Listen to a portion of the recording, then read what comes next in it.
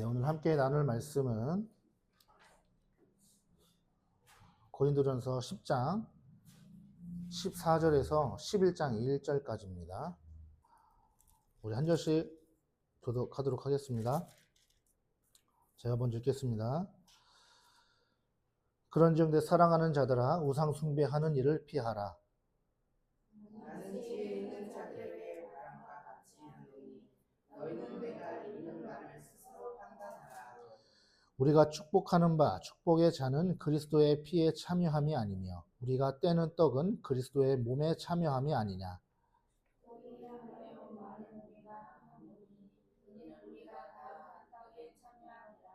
육신을 따라 난 이스라엘을 보라. 제물을 먹는 자들이 제단에 참여하는 자들이 아니냐. 그런즉 내가 무엇을 말하느냐? 우상의 제물은 무엇이요? 우상은 무엇이냐? 무릇 이방인이 제사하는 것은 귀신에게 하는 것이요 하나님께 제사하는 것이 아니니 나는 너희가 귀신과 교제하는 자가 되기를 원하지 아니하노라. 너희가 주의 잔과 귀신의 잔을 겸하여 마시지 못하고 주의 식탁과 귀신의 식탁에 겸하여 참여하지 못하리라. 그러면 우리가 주를 노여워하시게 하겠느냐? 우리가 주보다 강한 자냐? 모든 것이 가하나 모든 것이 유익한 것은 아니요 모든 것이 가하나 모든 것이 돈 쓰는 것은 아니니 누구든지 자기의 유익을 구하지 말고 남의 유익을 구하라. 무릇 시장에서 사는 것은 양식을 위하여 묻지 말고 먹으라. 이는 땅과 거기 충만한 것이 주의 것임이라. 불신자 중 누가 너희를 청할 때 너희가 가고자 하거든 너희 앞에 차려놓은 것은 무엇이든지 양식을 위하여 묻지 말고 먹으라. 누가 너희에게 이것이 재물이라 말하거든 알게 한 자와 그 양심을 위하여 먹지 말라. 내가 말하는 양식은 너희 것이 아니요 남의 것이니 어찌하여 내 자제가 남의 양식으로 말미암아 판단을 받으리요. 만일 내가 감사함으로 참여하면 어찌하여 내가 감사하는 것에 대하여 비방을 받으리요. 그런즉 너희가 먹든지 마시든지 무엇을 하든지 다 하나님의 영광을 위하여 하라. 유대인에게나 헬라인에게나 하나님의 교회에나 거치는 자가 되지 말고 나아가시 모든 일에 모든 사람을 기쁘게 하여 자신의 유익을 구하지 아니하고 많은 사람의 유익을 구하여 그들로 구원을 받게 하라. 아멘. 지난 시간에 우리가 이제 우상 숭배, 이스라엘 백성들의 과거 출애굽의 역사와 함께 사도 바울이 되짚어 보면서 고린도 교회 성도들에게 우상 숭배하지 말 것을 가르쳤죠. 이제 오늘 본문은 8장부터 이어진 10장까지의 이제 최종 결론이라고 할 수 있는 본문이 되겠습니다. 우리 한 절 한 절 한번 살펴보도록 하겠습니다. 14절 보시면 그런즉 내 사랑하는 자들아 우상 숭배하는 일을 피하라 이렇게 사도 바울이 말하고 있는데 여기서 피하라라는 단어가 헬라어로 퓨게테라는 단어예요. 이 퓨게테라는 단어가 문법적으로 어떤 문법이냐면 현재 능동태 명령법이라고 합니다. 외우실 필요 없고 어떤 의미냐면 한 번 피하는 것으로 끝나는 것이 아니라 지속적으로 계속해서 피하라라는 명령이에요. 사단이 우리를 유혹할 때 어떻게 유혹해요? 한 번만 유혹하고 간다는 것이 아니에요. 어떻게 유혹한다고요? 계속해서 유혹하기 때문에 계속해서 우상 숭배하는 일을 피하라. 계속해서 끊임없이 피하라는 겁니다. 반대로 지속적으로 해야 한다는 것은 성도의 인생에 있어서 우상 숭배의 유혹이 계속해서 끊임없이 일어난다는 사실을 우리가 함께 기억해야 되는 거죠. 우리가 지난 시간 살펴봤던 말씀들을 기준으로 생각해 보면 우리 그리스도인의 인생에서 하나님을 신뢰하는 문제에 끊임없이 우리는 도전을 받는다라는 거예요. 또 여기서 우리가 눈여겨보아야 할 것이 한글로 번역된 우상 숭배하는 일이라는 이 단어인데 이 헬라어 성경에는 앞에 아포라는 단어가 있어요. 뭐냐면 이게 장소를 나타내는 전치사예요. 그러니까 어떠한 곳으로부터라는 거예요. 그러니까 우상 숭배를 하는 곳으로부터라고 번역하는 것이 더 본문에 맞는 상황인 거죠. 자, 그렇다면 사도 바울이 왜 아포라는 단어를 썼는가? 지금 고린도 교회 성도들이 어디에서 우상의 제물을 먹었죠? 그 신전에서. 이방 신전에서 먹었단 말이에요. 그 이방 신전에서는 여러 가지 일들이 일어난다고 제가 말씀드렸어요. 누차 많이 반복해서 몇 번 말씀드렸습니다. 자, 그렇기 때문에 그런 곳으로부터 벗어나라라는 거예요. 그런 자리를 피해야 된다라는 거예요. 자, 신전을 가까이 한다는 것은 그만큼 우상숭배에 쉽게 노출되는 상황을 내가 스스로 만들어버리는 것이 되기 때문에 그렇습니다. 그러므로 14절에서 말하는 사도 바울의 의도는 우상숭배에 노출되는 모든 환경으로부터 멀어져라 라는 그런 의미예요. 그것도 한 번 멀어지라는 것이 아니라 어떻게 하라고요? 계속해서 멀어져라. 끊임없이 싸워 나가야 되는 믿음의 싸움, 신앙의 싸움이다라는 거죠. 15절입니다. 나는 지혜 있는 자들에게 말함과 같이 하노니 너희는 내가 이르는 말을 스스로 판단하라. 고린도 교회 성도들의 특징 중 하나가 자신들의 지혜를 뭐 하는 거였어요? 자랑하는 거였어요. 이 당시에 대표적으로 철학적인 사고들이 이 지역을 다 이렇게 감싸고 있었기 때문에 사람들이 철학을 나누고 토론하고 대화하는 것을 좋아했단 말이에요. 그만큼 교회 안에서도 어떤 신앙의 지식들, 말씀의 지식들, 그런 것들까지도 서로 논쟁하고 말하기를 좋아하는 사람들이 많았다는 거예요. 그것이 지나쳐서 어떻게 됐죠? 하나님을 내가 이제 잘 알아 라고 하는 것 때문에 교만에 이르렀다. 우리가 지난 말씀들을 통해서 배우게 되었습니다. 그래서 사도 바울은 15절에서 너희들 스스로 지혜 있고 하나님을 아는 지식이 충만하다고 하니 그 지혜와 지식으로 이제 내가 의도하는 생각을 한번 판단해봐라. 맞춰봐라. 내가 이제 어떤 의도로 말하려고 하는지 한번 알아봐라. 이런 뜻인 거예요. 자, 여기에는 바울이 말한 금지 명령들을 따르지 않을 수 없다라는 것을 바울이 이 말씀의 은연중에 암시하고 있는 거죠. 그러니까 바울의 의도를 생각하게 된다면 바울이 이거 하지 말라는 거네, 이 말씀이네, 이런 의도네, 이런 뜻이네 라고 바울이 알게 될 것을 암시하고 있다. 이 말씀 가운데. 자, 16절입니다. 16절, 17절.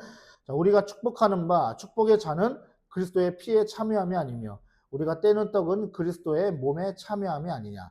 떡이 하나요 많은 우리가 한 몸이니 이는 우리가 다 한 떡에 참여함이라.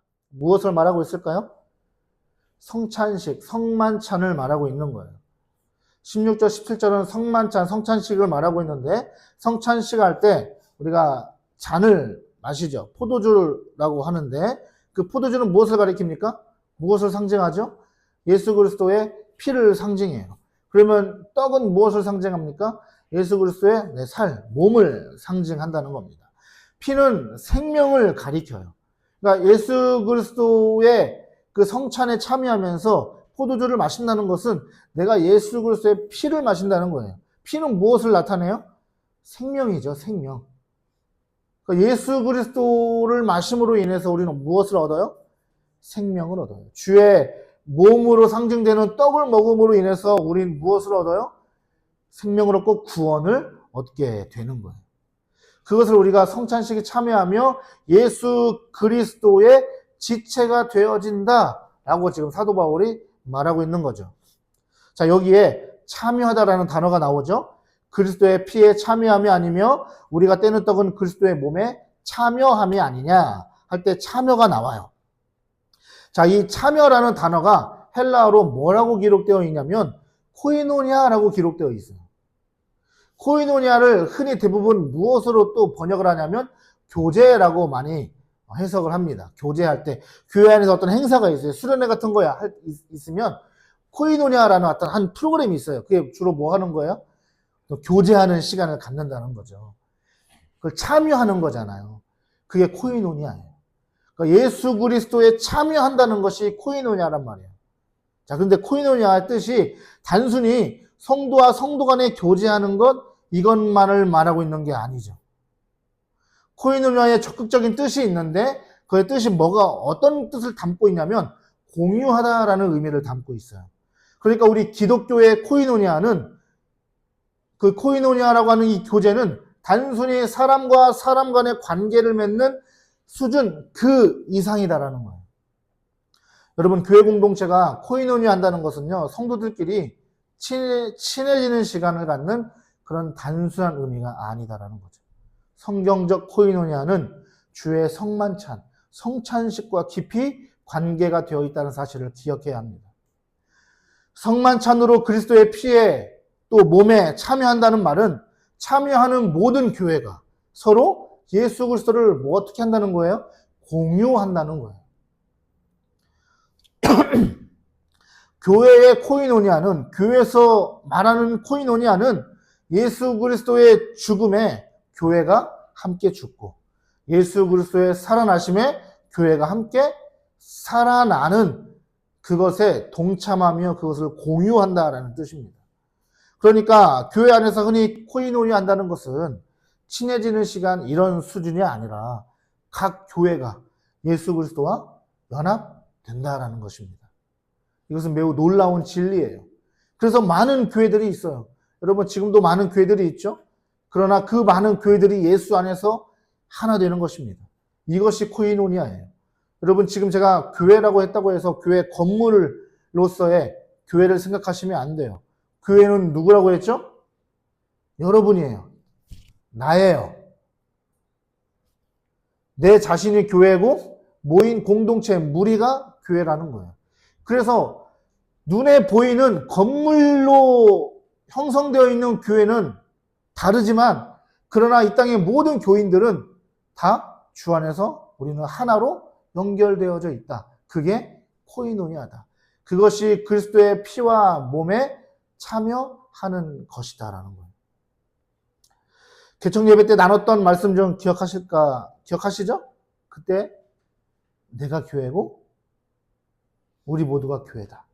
그리고 저쪽에 있는 교회 성도들도 나와 전혀 상관없는 사람이 아니라 다 한 교회다. 기억하시죠?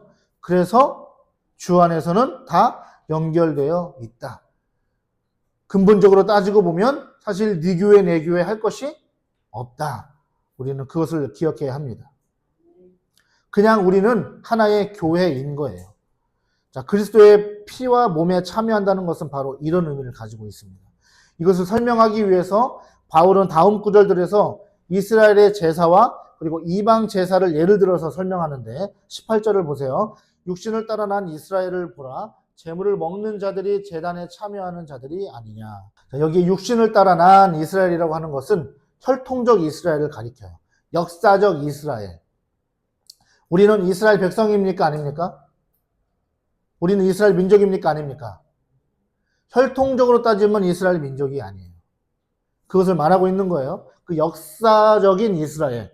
그 이스라엘 백성들에게 무엇이 주어졌어요? 율법이 주어졌고요. 그 율법 중에 하나 가장 중요한 것이 무엇이 있어요? 바로 제사가 있어요. 제사법이 있어요. 근데 제사에 바쳐진 제물들을 누가 나누어 먹고 누가 가지죠? 제사장들과 레위인들과 또 그 제물을 드린 또 화목제물 같은 경우는 그 예물을 드린 자와 그 이웃들과 사람들과 다 같이 함께 나누어 먹는다는 거죠. 즉 하나님께 바쳐진 제물을 나누어 먹음으로 인해서 이스라엘은 제사 전체, 즉 하나님을 예배하는 그 예배 전체에 뭐 하게 되는 거예요? 참여하게 된다 이 말입니다. 자, 19절부터 22절까지 함께 보겠습니다. 그런즉 내가 무엇을 말하느냐? 우상의 제물은 무엇이며 우상은 무엇이냐? 무릇 이방인이 제사하는 것은 귀신에게 하는 것이요 하나님께 제사하는 것이 아니니 나는 너희가 귀신과 교제하는 자가 되기를 원하지 아니하노라. 너희가 주의 잔과 귀신의 잔을 겸하여 마시지 못하고 주의 식탁과 귀신의 식탁에 겸하여 참여하지 못하리라. 그러면 우리가 주를 노여워하시게 하겠느냐? 우리가 주보다 강한 자냐? 여러분 역사적 이스라엘의 제사와 같이 이방신을 섬기는 우상의 제사와 제물도 마찬가지다라고 사도 바울이 말하고 있는 거예요. 우상의 제물을 먹는다는 것은 우상의 제사에 참여하게 되는 것이다라는 거예요. 결론적으로. 나는 그냥 고기가 먹고 싶어서 신전에 갔을 뿐이고 거기에서 고기를 먹는 거지만 그러나 그 신전에 가서 고기를 먹는 것 자체가 뭐 하는 거다? 귀신의 식탁에 참여하는 것이다. 참여가 뭐라고요? 코이노니아. 코이노니아가 뭐예요? 그리스도와 연합되는 것이에요. 그리고 모든 교회들이 그 코이노니아 안에서 주와 함께 연결되어진다. 그 연결되어지듯이 주님과 연결되어지듯이 내가 우상의 제물을 신전에서 먹음으로 인해서 누구와 연결되어져요? 귀신과 연결되어진다는 거예요. 이해되셨죠? 네. 단순히 우상의 제물을 먹는 것은 음식을 먹는 수준이 아니라 그리스도인이 성만찬으로 예수님의 살과 피에 연합되듯이 귀신과 연합되는 코이노니아적 의미로서의 교제의 행위다. 이렇게 말하고 있는 거예요. 그러므로 바울은 8장에서 신전에서 우상의 제물을 먹는 문제에 관해서 말할 때 8장만 놓고 본다면 믿음이 약한 자가 시험에 들지 않을 상황이 된다면 신앙의 자유함으로, 자신의 자유함으로 먹어도 된다라는 그런 결론을 얻게 되는 것처럼 우리는 보였어요. 그래도 될 것 같았어요. 그렇지만 10장에 와서 보면 바울은 최종적인 결론으로서 어떻게 말하고 있어요? 우상의 제물을 먹지 말 것을 단언하고 있다는 거죠. 경고하고 있는 거예요. 왜요?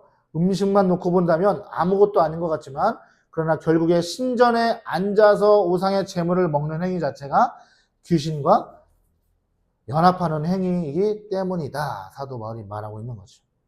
자, 이 말의 의미는요, 우상의 제물을 먹는 이 문제뿐만이 아니라 우상이 될 만한 모든 것으로부터 어떻게 하라는 거예요? 철저한 통제와 거리두기를 강조하고 있는 거예요. 얼씬도 하지 말라는 거예요.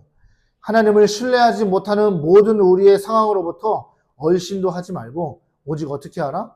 전적으로 하나님 붙들고 나아가라. 14절에서 말한 것처럼 계속해서 우상을 피하라. 우리가 싸워내야 되는 문제인 것입니다. 왜 그럴까요? 22절에서 말한 것처럼 하나님은 질투의 하나님이신데 그 하나님의 질투를 유발함으로 인해서 하나님을 시험하는 행위가 되는 것이기 때문에 그렇습니다. 자, 23절과 24절입니다. 모든 것이 가하나 모든 것이 유익한 것은 아니요 모든 것이 가하나 모든 것이 덕을 세우는 것은 아니니 누구든지 자기의 유익을 구하지 말고 남의 유익을 구하라. 바울은 이제 23절부터 우상 제물에 관한 논쟁을 이제 마무리 짓습니다. 23절은 굉장히 중요한 구절인데 이 구절을 잘못 이해하고 오용되는 경우들이 종종 발생합니다. 그리스도인이 가진 자유에 관한 그 올바른 정의를 내리는 구절이기도 하는데 한번 잘 들어보셔야 됩니다. 자, 23절의 앞에 초반에 보면 모든 것이 가하나 이렇게라고 되어 있죠. 모든 것이 가하나라는 말 때문에 많은 그리스도인들이 이 말씀 때문에 자유함을 얻어요. 그러니까 사도 바울이 모든 것이 가하다라고 했기 때문에 다 모든 것이 가능하다라고 생각하는 거죠. 다 해도 된다라고 생각하는 거예요. 다 먹고 마셔도 된다라고 생각하는 거예요.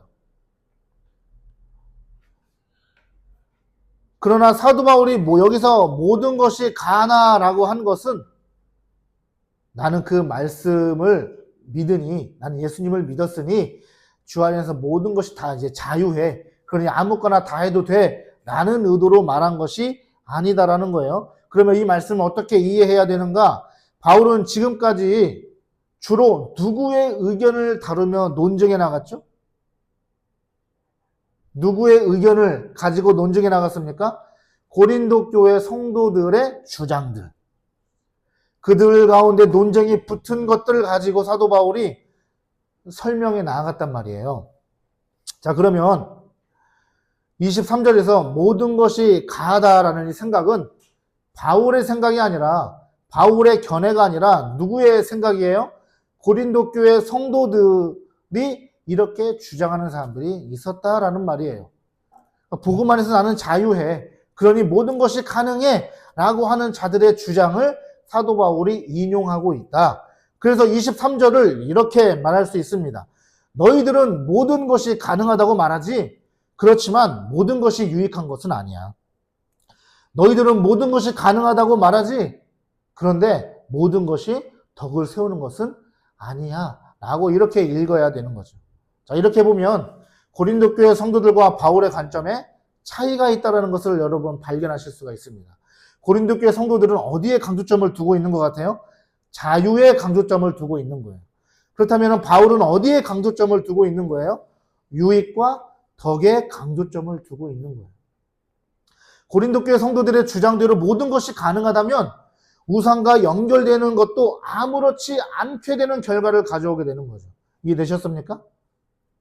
그리스도인이 갖는 자유는 모든 것이 가능하다는 관점에서 바라보는 것이 아니라 유익과 덕에 있어야 한다라는 거예요. 그렇기에 고린도 교회 성도들이 생각하는 자유는 사실 자유가 아니라 방종인 거죠. 자유라는 것은 하지 말아야 할 것을 하지 않을 때에 온전히 행사가 되어지는 거예요. 이해되시죠? 절제할 수 없는 것은 자유가 아니에요. 절제할 수 있는 것이 자유입니다. 절제할 수 없는 것은 자유가 아니고요. 절제는 자유한 사람만 할 수가 있는 거예요. 이해되셨죠? 자, 그렇다면 우리가 가진 자유는 어떻게 사용되어야 하는가? 바로 타인의 유익을 위해서 사용하라는 거예요. 여러분, 이 말씀이 우리에게 상당히 걸림과 불편함이 될 수도 있어요. 왜냐하면 나를 위해 사는 것도 이 세상 참 바쁘고 힘든데, 버겁고 힘든데 굳이 남의 유익을 위해서 내 자유가 사용되어져야 된다는 것은 상당히 불편을 감수해야 하기 때문입니다. 그럼에도 불구하고 오늘 성경은 우리에게 어떻게 명령합니까? 남의 유익을 위해서 우리의 자유를 사용하라, 이렇게 말하고 있어요. 그렇다면 이 남의 유익은 무엇일까요? 바로 구원이에요, 구원. 남의 유익이라 해서 그 남의 어떤 개인적인 이득을 취할 수 있도록 해라, 이런 의미가 아니에요. 그리스도인의 삶은 철저하게 타인의 구원을 위해서 살아야 한다, 이 말입니다. 여러분, 세상 사람들의 구원이 누구에게 달려 있어요?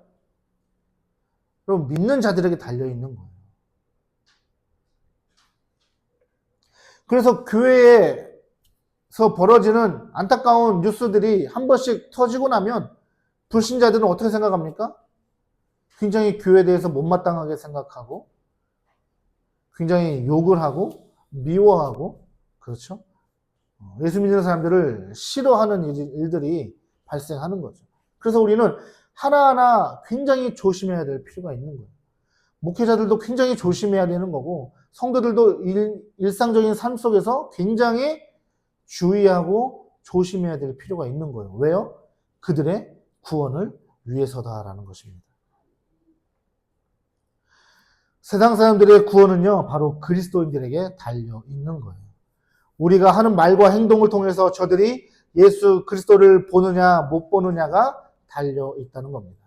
그래서 그리스도인들은 절대 개인주의적인 성향을 가져서는 안 되는 거예요. 나의 유익만을 위해서 살아가는 존재가 아니기 때문입니다. 왜 그렇게 살아가야 됩니까? 우리가 왜 타인의 구원을 위해서 살아가야 됩니까? 주님께서 그렇게 하셨기 때문이에요. 자신의 유익을 위해서 우리 주님이 죽으셨습니까? 아니죠. 바로 모든 인류를 위해서, 저와 여러분을 위해서 죽으시고 구원의 은혜를 베푸시지 않았습니까? 그 은혜를 먼저 입은 저와 여러분도 이 세상에서 타인의 구원을 위해서 살아가야 한다고 바울은 명령하고 있는 겁니다. 그렇게 살아가시는 저와 여러분 되기를 주의 이름으로 축복합니다. 자, 바울은 이제 25절부터 시장에서 파는 음식을 가지고 구체적으로 설명합니다. 이 당시에 고기를 먹는 방법을 크게 세 가지로 구분할 수 있어요.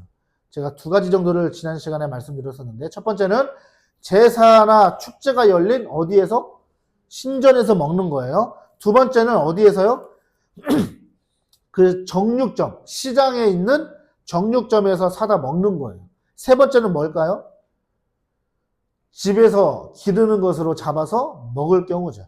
그런데 사실 이 당시에 집에서 소를 키워서 잡아먹는 사람들이 얼마나 있었을까요? 별로 없어요. 정말 부자들 아니면 힘들어요. 우리나라도 과거에 그렇죠. 집에 소 한 마리 있으면 잘 사는 집이에요, 못 사는 집이에요? 굉장히 잘 사는 집이에요. 옛날에 소 한 마리 있으면. 돼지 한 마리만 있어도 잘 사는 집인데 소 한 마리는 꿈도 못 꿔요. 그만큼 집안에서 길러서 잡아먹는다? 그거 아까워서 못 잡아먹어요. 차라리 일을 시키지. 그러니까 주로 어떤 것이 해당됩니까? 두 가지가 앞에 첫 번째와 두 번째 것이 흔히 해당되는 거죠. 이해되셨죠? 자, 그래서 사도 바울이 이 당시에 고기를 먹는 대부분의 그 경로가 첫 번째 아니면 두 번째였는데, 이 두 번째의 상황에서의 원칙을 사도 바울이 25절부터 설명하고 있다. 이 말인 겁니다. 자, 25절, 26절 보면 시장에서 파는 것은 양심을 위하여 묻지 말고 먹으라. 이는 땅과 거기 충만한 것이 주의 것임이라. 이것은 무슨 말인가? 앞에 지금 14절부터는 먹지 말라고 사도 바울이 이야기했는데 또 25절에서는 무릇 시장에서 파는 것은 양심을 위하여 묻지 말고 또 먹으래요. 이거 어떻게 설명해야 되는가? 어떻게 이해해야 되는가? 자, 8장에서도 설명했듯이 당시 시장의 정육점에 유통된 고기가 대부분 어디에서 나온다고 했죠? 신전에서 나온다고 했어요. 신전에 제물로 바쳐진 고기들로부터 정육점으로 팔려 나간다고 했어요. 그런데 예를 들면 이런 경우도 있습니다. 제물이 굉장히 많아요. 예를 들면은 소가 100마리만 있으면 되는데 한 500마리가 제물로 모였어요. 그러면 나머지 400마리는 어떻게 해야 돼요? 처리가 돼야 안 돼요? 처리가 안 되는 거예요. 도살장에서 도살이 안 되고 어디로 그게 유통이 돼요? 시장으로 가는 거예요. 이해되셨죠?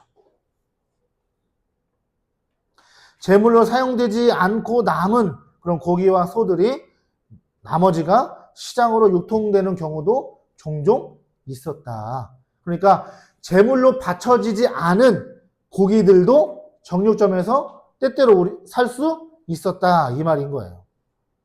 자, 시장에서 고기를 사 먹을 때마다 그래서 매번 그 주인에게, 그 정육점 사장에게 사장님, 이거 오늘 제물로 쓰여지고 나온 고기입니까? 아니면 아닙니까? 이렇게 물어보면 불편해요, 안 불편해요? 고기 사 먹을 때마다 맨날 물어보면 자기도 불편하고 사장도 듣는 사람도 귀찮고 얼마나 힘들어요. 그러니까 사도 바울이 그럴 때는 묻지 말고 따지지 말고 그냥 어떻게 하라? 먹어라. 이렇게 말하고 있는 거예요. 그럴 때는 마음에 불편함을 가지지 않아도 된다. 사도 바울이 이 문제를 다루는 이유는요. 당시 고린도 교회 성도들에게 있어서는 이것이 매우 실제적인 삶의 일부였기 때문에 그렇습니다. 이러한 경우에는 양심에 묻지 않을 수 있는 이유는 26절에 있습니다. 26절에 다시 한번 보시면 이 땅과 거기 충만한 것이 누구의 것이라고요? 주의 것이다. 이 땅의 모든 피조물을 누가 지으셨습니까? 하나님이 지으셨기 때문에 사실은 괜찮다라는 거예요. 자유할 수 있다. 그 부분에서는. 여러분 예수님도 뭐라고 하셨는지 아세요? 사람의 입으로 들어가는 것이 더러운 것이 아니라 어디서 나오는 것이요? 사람의 입에서 나오는 것이 더럽다고 했어요. 남을 비방하고 헐뜯고 욕하고 이것이 더러운 것이지 입으로 들어가는 음식이 더러운 것이 아니다. 이렇게 말씀하셨던 거죠. 그렇기 때문에 이러한 상황, 시장에서 사 먹는 것 가지고 그것에 마음의 불편함을 느낄 필요는 없다. 이렇게 말하는 겁니다. 자, 그런데 이런 경우가 발생합니다. 그럼 뭐냐면 27절부터 30절까지예요. 자, 보세요. 27절부터 30절 제가 읽겠습니다. 불신자 중 누가 너희를 청할 때에 너희가 가고자 하거든 너희 앞에 차려놓은 것은 무엇이든지 양심을 위하여 묻지 말고 먹으라. 누가 너희에게 이것이 재물이라 말하거든 알게 한 자와 그 양심을 위하여 먹지 말라. 내가 말한 양심은 너희의 것이 아니요 남의 것이니 어찌하여 내 자유가 남의 양심으로 말미암아 판단을 받으리요. 만일 내가 감사함으로 참여하면 어찌하여 내가 감사하는 것에 대하여 비방을 받으리요. 여러분 주위에 여러분의 인맥 중에 교회 다니는 사람이 많습니까? 아니면 교회 안 다니는 사람이 많습니까? 네. 어떤 분들은 대부분 사실 안 다니는 사람이 많아요. 그럼 우리가 세상 살면서 교회 다니는 사람하고만 교제하며 살 수 있습니까? 쉽지 않아요. 안 믿는 사람도 만나야 돼요. 그럴 수밖에 없어요. 당장 내 앞집이 예수 안 믿을 수 있는 거고요. 회사에서 나랑 함께 일하는 내 옆에 동료가 예수 안 믿을 수 있어요. 그런데 또 친하게 지낼 수 있습니까? 없습니까? 또 친하게 지낼 수 있어요. 그래서 어쩌다가 식사 자리에 함께 할 수가 있어요. 지금 그런 상황을 말하고 있는 거죠. 자, 불신자가 성도를, 믿음의 사람을 집으로 초대해서 함께 음식을 차려놓고 음식을 먹을 때 주인이, 예를 들면 이 상에 고기가 차려져 있습니다. 그런데 주인이 이 고기의 출처를 말하지 않아요. 신전에서 가져온 건지 정육점에서 사온 건지 말하지 않아요. 맛있게 드세요 했어요. 그럴 때는 어떻게 하라는 거예요? 불편함 없이 그냥 묻지 말고 먹어도 되는 거예요. 왜요? 모든 음식은 하나님께로부터 왔기 때문이다. 그래서 음식을 주신 하나님께 감사함으로 30절과 같이 감사함으로 먹으면 되는 겁니다. 그런데 문제가 발생합니다. 어디에서요? 초대한 불신자가 음식의 출처를 말했을 경우인 거예요. 저기 이 소는요, 오늘 이 맛있게 구운 이 등심 스테이크는 오늘 신전에서 바쳐지고 남은 제물로 그 고기로 만든 거거든요. 맛있게 드세요. 라고 했을 경우 그때는 어떻게 하나? 먹지 말라는 거예요. 잘 보세요. 잘 들으셔야 돼요. 음식은 같은 음식이에요. 이해되셨죠? 그 스테이크는 변함이 없어요. 같은 스테이크예요. 그런데 무엇이 차이가 있어요? 그렇죠. 말했느냐 안 했느냐, 출처를 밝혔느냐 밝히지 않았느냐에 있어요. 불신자가 음식의 출처를 밝히지 않고 대접할 수도 있는데 우리가 생각해 봐야 돼요. 왜 출처를 밝혔을까? 왜 굳이 이거 오늘 우상의 제물로 바쳐지고 난 일부의 고기입니다. 왜 말했을까? 이것을 우리가 생각해 봐야 된다는 거예요. 자, 불신자의 입장에서 뭔가 걸리는 게 있는 거예요. 꺼림칙한 것이 있고 신경 쓰는 것이 있어요. 왜요? 자기가 알기로는 교회 다니는 사람들은 우상의 제물을 먹지 않는다라는 것을 알고 있어요. 요즘으로 따지면 어떻게 설명할 수 있을까요? 네, 뭐 제사 음식, 또 교회 다니는 사람들은 술을 안 먹는다라고 하는 서양 사람들은 기본의 그런 생각을 가지고 있겠지만, 그럼 어떻게 해요? 권하는 사람들도 있어요, 없어요? 있어요. 교회 다니지만 술 마시지? 하면서 권한단 말이에요. 똑같은 거예요, 지금. 그런 상황을 말하는 거예요. 그렇다면은 지금 이 사람이 출처를 밝혔다라는 것은 고의로 했을 경우도 있지만 어쨌든 간에 이 사람은, 내가 초대한 사람은 교회를 다닌다고 하는, 예수를 믿는다고 하는 사람이기 때문에 우상 제물을 먹는 거에 대해 있어서 혹시나 내가 이것을 그 사람에게 혹시 불편함을 줄 수 있는 것인지 아닌지에 대한 그런 꺼리를 제공하는 것은 아닐까라는 생각들을 가지고 있다는 거예요. 이해되셨죠? 자, 그럴 때 그래서 출처가 밝혀진 경우에는 먹지 말라. 왜요? 내가 만약에 먹었을 경우 어떻게 돼요? 먹네? 예수 믿는다면서 내가 분명히 말했는데 이거 우상의 제물로 바쳐진 거라고? 그런데 먹었어? 그럼 그 사람은 어떻게 돼요? 그렇죠. 교회 다니는 사람이 저렇게 하네? 라고 되는 거예요. 그럼 어떻게 돼요? 구원으로부터 멀어지게 되는 거예요. 그 유익과, 사도 바울이 말한 유익과 덕이 사라지게 되는 거예요. 그 사람 불신자가 걸려 넘어지게 된다, 이 말입니다. 그래서 바울은 28절에서 알게 한 자와 그 양심을 위하여 먹지 말라, 이렇게 말하고 있는 거예요. 세상에서, 직장에서 또는 어디에서 안 믿는 사람들이 내가 교회 다니는 거 알고 있어요. 그런데도 나에게 술을 권해요. 그럴 때는 여러분 안 마시는 게 좋은 거예요. 그 사람이 나중에 예수를 믿어야 되는 상황이 왔을 때, 보니까 뭐 예수 믿는 사람은 별거 없던데, 다 마시던데, 마시면서 뭐 안 좋은 행동들 다 하던데, 이렇게 되면 벌써 하나님의 영광을 가리게 된다, 이 말입니다. 자, 그것을 31절에서 사도 바울이 이렇게 말하고 있는 거예요. 31절 보세요. 그런즉 너희가 먹든지 마시든지 무엇을 하든지 다 하나님의 영광을 위하여 하라. 자, 이제 31절 말씀이 이해가 되실 거예요. 바울은 8장에서부터 이제 본장 10장 30절까지의 말씀에서 지금까지 먹고 마시는 모든 것이 이제 그 사람의 관점에서, 사람 중심의 관점에서 보았다면 이제는 그 관점과 중심을 어디로 옮겨야 된다? 하나님께로 옮겨야 된다라고 최종 결론을 내리고 있는 거예요. 그래서 31절은 먹고 마시는 것은 둘째치고 우리가 하는 모든 행동들은 다 무엇을 위해서? 하나님의 영광을 위한 것이어야 된다라고 사도 바울이 말하고 있다는 거예요. 그렇게 생각해 볼 때 내가 술 마시는 것이 하나님의 영광이 될 수 있을까요? 내가 이걸 피는 것이 하나님 영광이 될 수가 있을까요? 하나님 영광이 된다면 펴도 돼요. 하나님, 저 지금 하나님께 영광 돌리겠습니다. 이게 될까요? 안 되는 거죠. 사실 안 되는 거예요. 내 안에 성령님이 계시다면 그것을 피할 수밖에 없는 겁니다.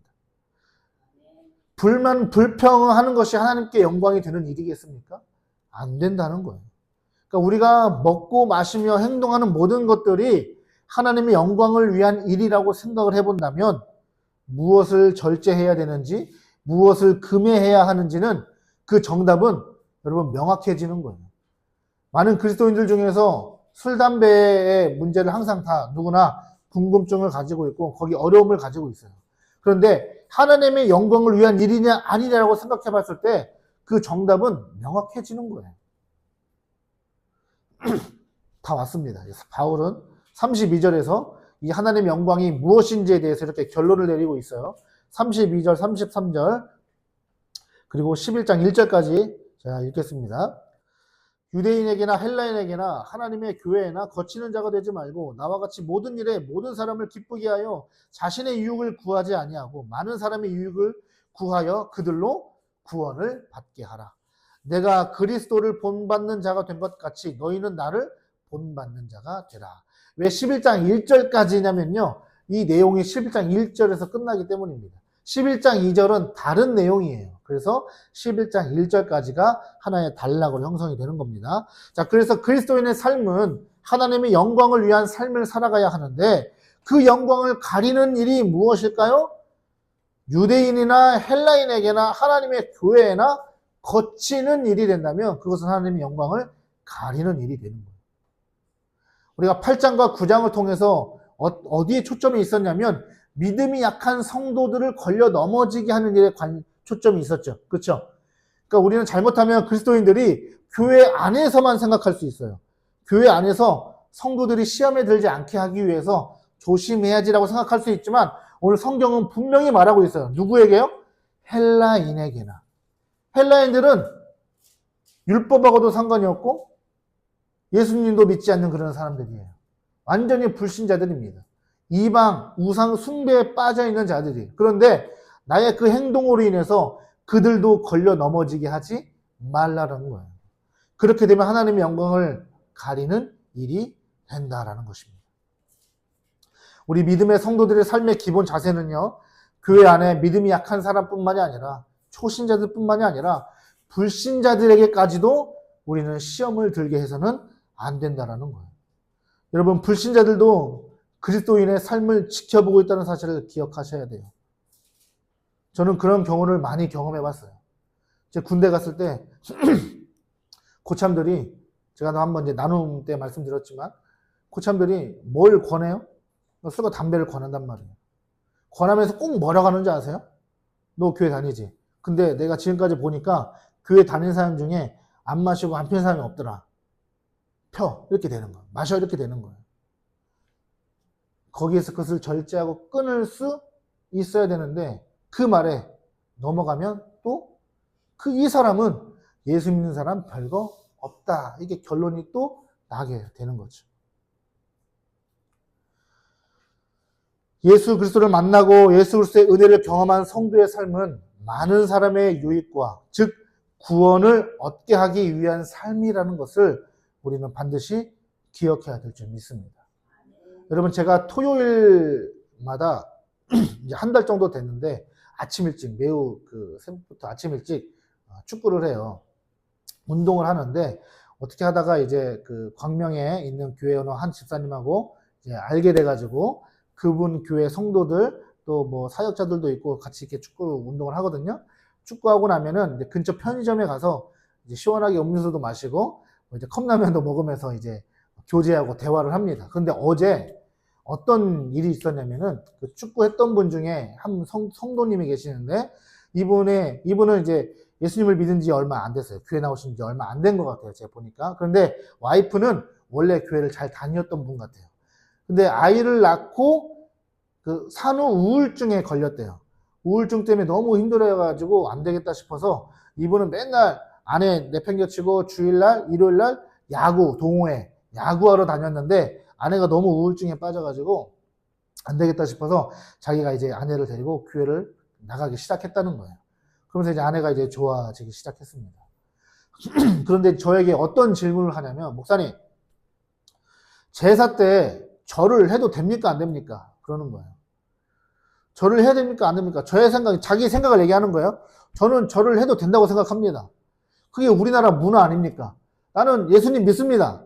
저는 우상 안 믿어요. 근데 그냥 우리나라 문화니까 저는 그냥 합니다. 이분의 집은 제사를 드리는 집인가 봐요. 뭐 저래도 저는 좀 자유합니다. 이러는 거예요. 그 이야기를 듣는데 우리가 지금 설교하고 나누고 있는 고린도전서 말씀하고 너무 상황이 똑같은 거예요. 그러면서 이분이 뭐라고 하냐면, 그런데 우리 장모님은 권사님이신데 명절 때만 되면 명절 때 술을 2괴짝을 내놓는다는 거예요. 지금 제가 무슨 이야기 하는지 아시겠어요? 이 의도가? 그분이 뭘 얘기하는지? 아내와 함께 부모님 집에 가서 제사를 드리러 가는 길은 아내가 엄청 울상이래요. 자기는 예수를 믿으니까 그 제사를 드린 현장이 너무 싫은 거예요. 끔찍히도. 그래서 막 남편에게 막 울퉁불퉁 되겠죠? 그래서 자기는 참 그게 힘든 거예요. 아내의 그런 모습을 보기도 힘들고. 그런데 명절 때 처갓집을 가면 장모님이 뭘 내온다고요? 교회 권사님이 술을 2짝을 내온다는 거예요. 그러니까 이분은 어떤 생각인 거예요, 지금? 이해가 안 되는 거예요. 우상의 제사 앞에 절하는 것은 완전히 절대 안 되는 것을 얘기하면서 명절 때는 어떻게 교회 다니는 권사님이 그렇게 온 집안에 그냥 그 음식에 사려진 상에서 술을 그렇게 많이 내오는지. 신앙이 약한 이분의 입장에서도 그게 덕이 안 되는 거예요. 오늘 고린도전서의 이 본문의 말씀도요, 다 이런 상황을 말하고 있는 거예요. 그리스도인들이 여러분 하나하나 조심해야 되는 거예요. 우리의 그 행동 하나 때문에 심지어 교회를 다니고 있는 그 사회조차도 그 믿음의 영역 안에 깊이 들어가지 못하는 일이 발생하고 마는 거죠. 사도 바울이 오늘 11장 1절에서 마지막 절에서 이렇게 말합니다. 내가 그리스도를 본받는 자가 된 것 같이 너희도 나를 본받는 자가 되라. 사도 바울이 그러한 삶을 살기 위해 부단히 자기 자신과 싸워나갔던 그 신앙을 우리도 본받으라라는 이 명령을 따라서 순종할 수 있는 저와 여러분 되시기를 주의 이름으로 축복합니다. 기도하겠습니다.